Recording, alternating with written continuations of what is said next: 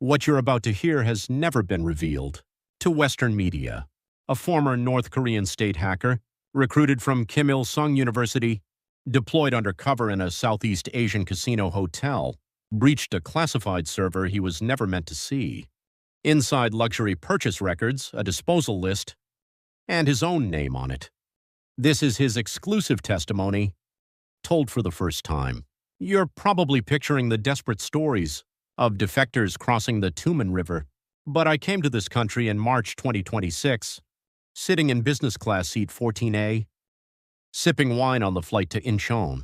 For 10 years, I was a reconnaissance general bureau agent, hacking into Seoul's financial networks. Here's why I finally chose to log out. This is the forbidden record I'm about to share.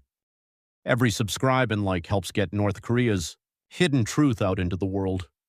The first time I looked into the internet in South Korea was during the winter when I was 28 years old. In a basement building in Pyongyang, the light of a fluorescent bulb illuminated, 12 monitors and the smell of mildew wafted from the ventilation system, while the sound of server cooling fans filled the ears all day long. In winter, there were days when the indoor temperature dropped below freezing, and we typed on the keyboard while wearing padded jackets and gloves. When my fingertips were so numb and I made typos, no one said anything. That was our everyday life. In that room, I went to work every day at 8 in the morning and sat there until after midnight. The mission was simple. I was told that the mission was to find the gaps in South Seoul, Korea's financial system for the country, and I believed those words. No, it would be more accurate to say, I wanted to believe. When I majored in mathematics at Kim Il-sung University and was scouted by the Reconnaissance General Bureau, I was honestly proud. It felt like the country recognized me. That feeling was one of the fuels that kept me going for 10 years. I was dispatched overseas in 2016. It was a casino hotel suite in some Southeast Asian country. That served as my office. From the outside, I probably looked like a successful businessman. Luxury suit, laptop, business meeting. However, every night I was digging into Seoul's financial network through that laptop screen. To attack South Korea's financial network, you must first think like a South Korean.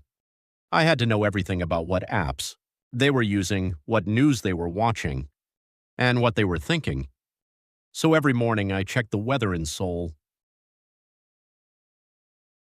After work, I read the comments from the South Korean community thoroughly, and on weekends, I watched the videos recommended by the YouTube algorithm. At first it was work, but at some point, it became a habit.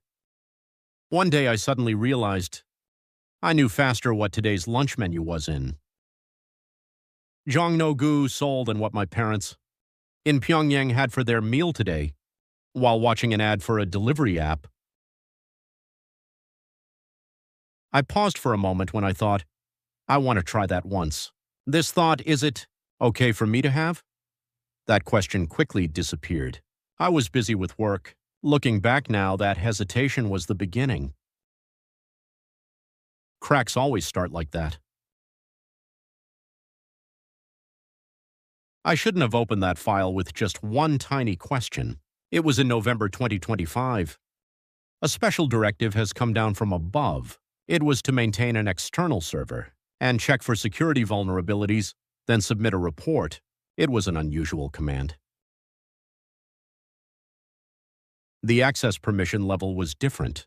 It was the first time I received the highest level access key. The moment I logged into the server, the layout of the screen itself was different.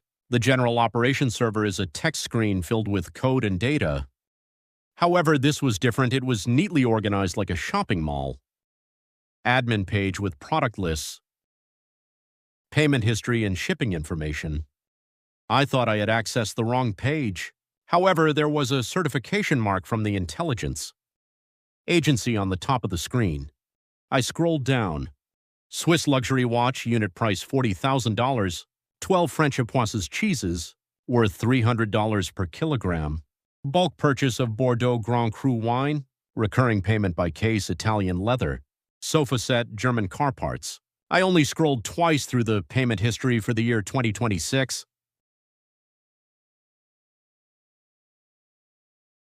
Looking at those numbers, I was reminded of the scenes of people starving to death in Hamgyeong-do,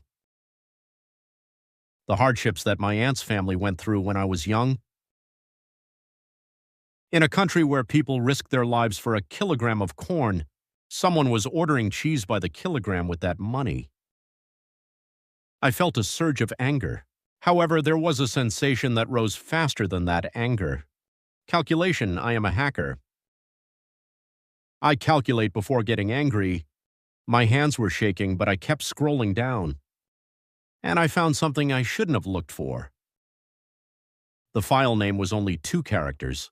Processing DexLSX, was it? Name, affiliation, dispatch location, processing schedule. I instinctively searched for my name first. Ri Seong-yuk, Reconnaissance General Bureau, Bureau 120, Phnom Penh, Cambodia. Processing schedule. February 2026, the monitor screen turned blue immediately after returning home. No, I think. My eyes were like that. It has been 10 years. For 12 hours a day, I have never once disobeyed an order. They who kept my family as hostages and prevented me from seeing the sky of my hometown now tried to dispose of me as a mere expendable. When I return to my country, I know too much. So it's dangerous to keep me alive. I closed the file. You have logged out. And I thought for the first time, I need to leave here. But there was something even scarier. The morning after seeing the purge list, I opened the South Korean news as usual. It was a habit, the weather in Seoul. The Kospi Index trending searches. As I skimmed through them, I felt nothing. It was rather comfortable. I realized it at that moment. I had already become one of them for some time. I wonder when it was, perhaps the night I fell asleep, after watching the Seoul Night View video recommended by YouTube.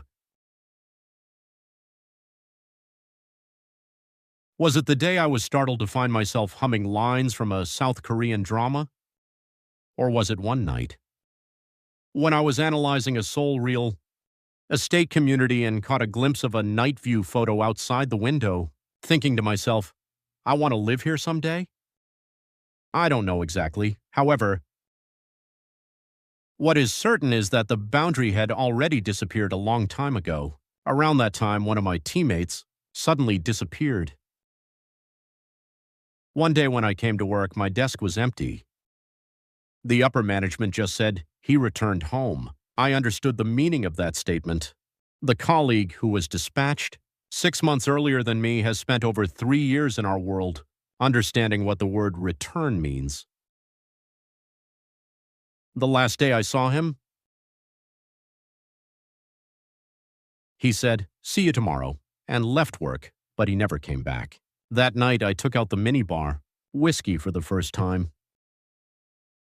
In the room, I drank an entire bottle by myself. I haven't gotten drunk. I just had a lot on my mind. I must not end up as hopelessly as that colleague. I decided to be rational and go my own way. And from that day on, I pretended that nothing had changed, while I was mentally writing a different code. If this system had programmed me, then it was my turn to reverse program the system. The official order to return home was issued in December 2025. When I was called by the security department officer, he handed me a piece of paper. Prepare to return home next month. I received it with a smile. Knowing that I would die when I returned home, I smiled. That was my way of surviving. Panic is being discovered, and once you're discovered, it's over. So I returned to my room, locked the door, and made a plan. First, it was about the money. I have been steadily laundering my operational bonuses into Bitcoin for the past 10 years and stacking them in 3 cold wallets.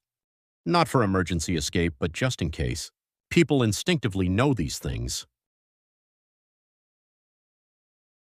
In this world, the money has now become a matter of life and death, as you never know when you might get blindsided. Next was my identity. It took 10 days to secure a fake Thai passport through the dark web route. My face, a different name, the perfect forgery, cost me 2 bitcoins, which was worth it.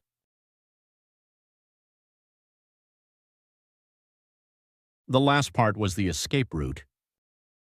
The commanding officer's face and voice indicated that I already had 3 years' worth of data. It took 2 days to create the video call record and the voice file deepfake.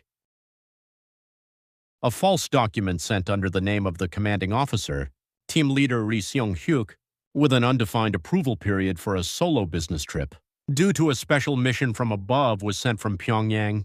After sending the document, I brewed a cup of tea and drank it. The night before leaving, I pulled out a photo of my daughter for my desktop background. It was a photo taken when she was 5 years old. By now, I guess she would be 8. I looked for 5 seconds and then deleted it. There were things I shouldn't take out. D-Day was January 22, 2026. At 10 a.m., the commanding officer checked the official document. He nodded, thinking it was an instruction that came down from Pyongyang. The deepfake made with one's own face has deceived oneself. I was watching that scene in real time on the CCTV feed and just laughed to myself. Departure lobby at Phnom Penh International Airport at 2 p.m. I stood in front of the check-in counter with a forged Thai passport. It was a business class seat. I thought whether I was going to die or to live, I should take it easy. The check-in staff received and scanned the passport. I received the boarding pass. It was a business lounge. Leather, sofa, buffet, bar counter. I ordered a glass of Scotch whiskey. My hands weren't shaking. I was in a state of emotional detachment. The runway was visible through the lounge window. The airplanes were moving quietly. I stared at them, blankly, only thinking about the departure inspection. The most vulnerable point of a fake passport is just one: how thoroughly the database review examiner looks and how much luck plays a role. I have been digging into the vulnerabilities of the South Korean financial network for 10 years, but this is something that cannot be blocked with code. For the first time, I was faced with variables that I could not control. The line at the judging table was short. I maintained my breathing evenly with the 2 people in front of me. My heart was racing, but I kept my expression as boring as a businessman on a business trip. That was the only acting I practiced. I stood in front of the examiner. I handed over my passport. The examiner accepted the passport. I looked at the photo, looked at my face, and then looked at the photo again. And then he started typing on the keyboard. At that moment, I was analyzing the structure of the examiner's monitor screen in my mind. The tab being viewed, cursor position. If the screen transition speed is 3 seconds and the regular query exceeds 10 seconds, an additional confirmation request will appear. I counted the seconds in my mind. 1, 2, 3, 4, 5. The judge raised his hand. At that moment, my whole body froze. It was the exit stamp. As I walked towards the departure stamp gate, I took a deep breath just once. I inhaled through my nose and exhaled through my mouth. I boarded the plane. In the business class window seat, I reclined the seat back and closed my eyes. I heard the sound of takeoff. The moment the wheels lifted off the ground, tears started to flow. The inside of the plane was quiet, without any sound. The flight attendant brought a glass of champagne. I accepted it and blankly watched the bubbles rise. And when I closed my eyes, I could see the server room. Fluorescent lights, fan noise. The smell of sweat. My hands and feet were so numb that I wore gloves to type on the keyboard during those winters. Staring at the monitor for 12 hours past midnight, the faces of my colleagues, especially the last image of that colleague who suddenly disappeared, their face saying, "See you tomorrow," as they left work. The current business class, champagne bubbles, the server room of the past. The smell of mold those two scenes kept crossing my mind. I have attacked South Korea for 10 years. I breached bank servers, stole cryptocurrency, and secretly entered corporate intranets. I tried not to think about how much damage it caused, or what losses the people connected to it suffered. If I think about it, I can't work. But now that thought comes to me on the plane. Outside the window, there are clouds, and below is the country I attacked. I said to myself, I'm sorry, and I will repay that debt by carrying it. Incheon Airport was brighter than I expected. It was 2 in the morning, yet the fluorescent lights were bright. People were constantly moving, and the announcement broadcast flowed without pause. I stood in line at the immigration checkpoint and saw a Korean sign in front of me for the first time in 10 years. It wasn't just the monitor, my heart was really racing strangely. I passed through immigration and came out. I saw a convenience store. I walked there. And the beer I had only seen in advertisements for 10 years was lined up in the refrigerator. I took out a can. I scanned the barcode. It's 1501. I handed over my card. Do you need a bag? I answered absent-mindedly. No, I'm fine, I replied in a Seoul accent. The moment those words came out, I hesitated. It had been ingrained in me for 10 years. I took a sip of the beer. It was more ordinary than I expected. I thought it would be different when I saw it in the advertisement, but it was just beer. However, there was something strangely nice about that ordinariness. It's more ordinary than I thought. That short monologue was the most honest thing I said that night. As soon as I sat down in the National Intelligence Service interview room, I spoke first. I'm not here to apply for support for defectors. I'm here to make a deal. The officer raised an eyebrow. I placed the USB drive on the table. You know better than I do the value of the 12 IP addresses of the slush fund server and the complete list of the hacking team's organization that are in here. In return, I only want one thing. Please get my wife and daughter out of Pyongyang. The person in charge picked up the USB, and I saw the change in his eyes. Right now, I live in a studio apartment somewhere in Seoul. The night view is visible from my window. The city I've only seen on a monitor for the past 10 years is now right outside my window. My way of speaking is still a bit awkward. Sometimes the food is too spicy. People walk quickly and avoid making eye contact in the elevator. It's full of unfamiliar things. But strangely, it doesn't feel unfamiliar. Because I've had 10 years of preparation. My daughter is still in Pyongyang. Negotiations are ongoing. I look at that child's photo every night. It was taken when she was 5, and now she must be 8. I don't know how she grew up. I don't know what her laugh sounds like, and that's the most painful part. The title of a genius hacker is of no use in front of my daughter.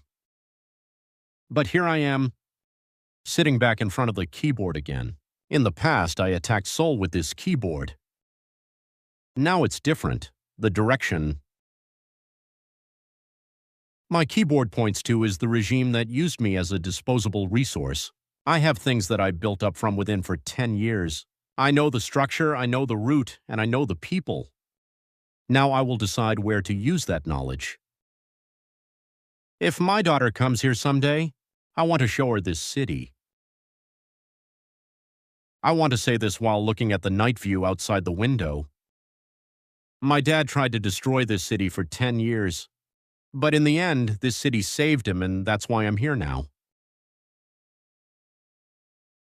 I didn't escape. I logged out. And now I'm logging back into the world I chose. This is North Korea's real story, the one nobody else tells. We'll keep bringing it to you until the very end. If today's video helped you, please subscribe and like. Thank you for watching.